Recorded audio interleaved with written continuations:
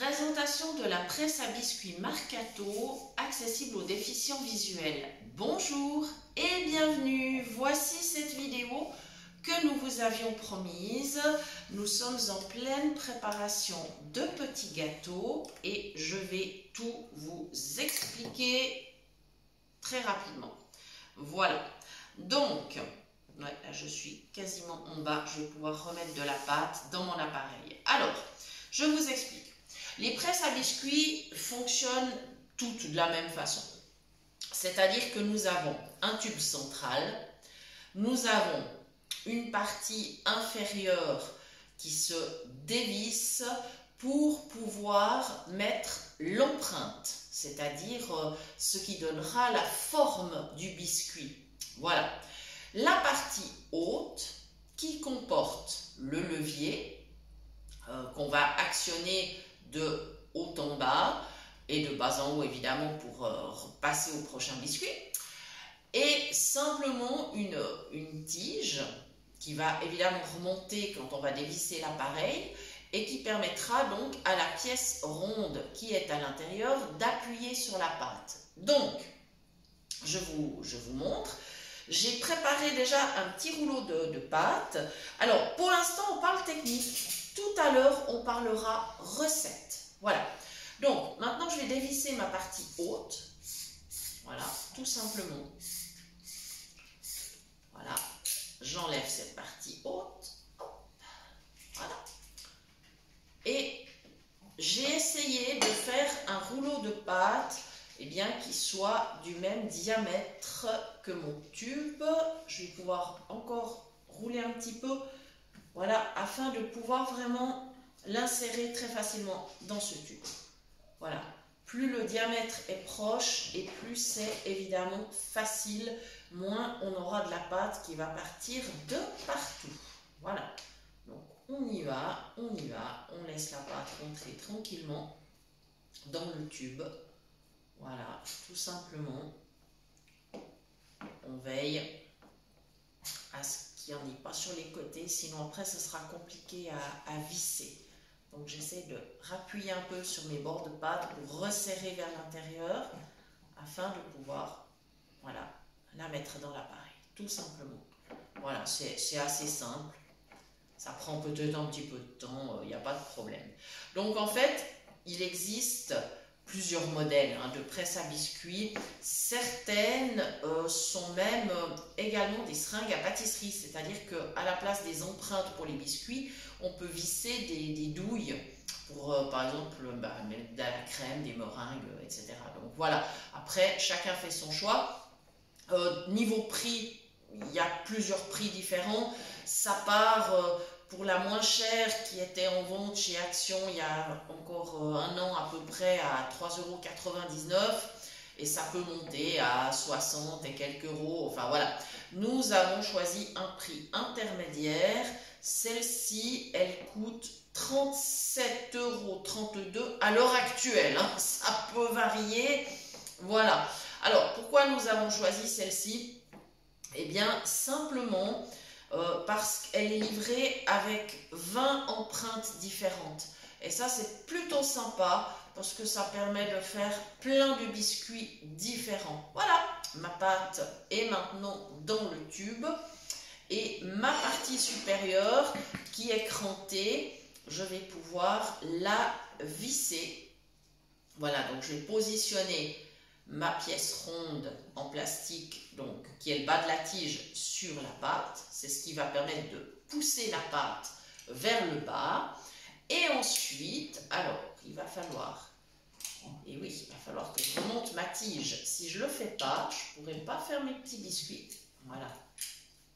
Il faut surtout que ce soit, alors que les petits crans, voilà, parce qu'il y a des petits crans sur cette tige, il faut que mes petits crans soient en face. Voilà, ça y est. Voilà, il faut qu'ils soient bien au centre, mais on le sent avec les doigts, il n'y a aucun problème. Il faut qu'ils soient bien au centre du levier. Et à ce moment-là, je pourrai vraiment faire mes biscuits sans le moindre souci. Voilà. Donc, voilà. Et il me restera visser. Voilà, ça va se faire assez facilement. J'ai mis beaucoup de pâte, mais ça va aller. Je suis quand même confiante. Voilà, je vais visser pour pouvoir après évidemment former mes petits biscuits. Alors, il faut être patient. Voilà, ça y est, cette fois c'est bon. La pièce est tout en haut. Mes crans sont à la bonne place. Voilà. Je vous dirais que celle-là, c'est la deuxième fois que je m'en sers. Mais ça fait rien. Voilà. Je peux visser. C'est parfait. Mes crans sont bien au milieu par rapport au levier. Donc ça, on le sent. Et l'avantage aussi de cette presse, c'est que je peux choisir des petits ou des grands biscuits. J'ai juste là où il y a le levier, en dessous, une petite molette. Et je peux très facilement la changer de position. Voilà, soit elle est en avant, soit elle est en arrière. Et donc, sauf erreur en avant, ce sont les grands biscuits. Alors, quand on vient de mettre la pâte, il se peut que le premier biscuit ne soit pas super. C'est pas grave. On le remet avec le reste de pâte et on fera un prochain rouleau de pâte. C'est pas un souci. Avant de continuer mes biscuits, je veux vous montrer aussi la partie basse du tube. Je vais dévisser pour ça. Oups. Là où j'ai mon empreinte. Voilà. Comme ceci. Voilà. Et en fait, l'empreinte, voilà, là, elle colle à la pâte, mais c'est pas grave. Je peux pas me tromper de sens parce que elle a un bord qui est, on va dire, il y a une légère encoche sur ce bord et en fait, un léger relief. Donc, elle est aussi légèrement incurvée, très légèrement. Donc, je ne peux absolument pas me tromper de sens. Et de toute façon, si je me trompais de sens, ça ne fonctionnerait pas. Donc, je positionne l'empreinte sur la dernière pièce, voilà. Et ensuite, je peux à nouveau visser. Il y a un peu trop de pâte, il faut vraiment que je l'enlève parce que sinon, ça va me poser des problèmes. Mais c'est pas grave. Voilà. Vous voyez, ça, c'est un peu les aléas du direct. C'est le genre de petits soucis que vous pouvez rencontrer. Ça n'est absolument pas grave. Hein. Il ne faut pas vous en inquiéter. C'est pas grave du tout. On visse. Voilà. Et hop. Voilà.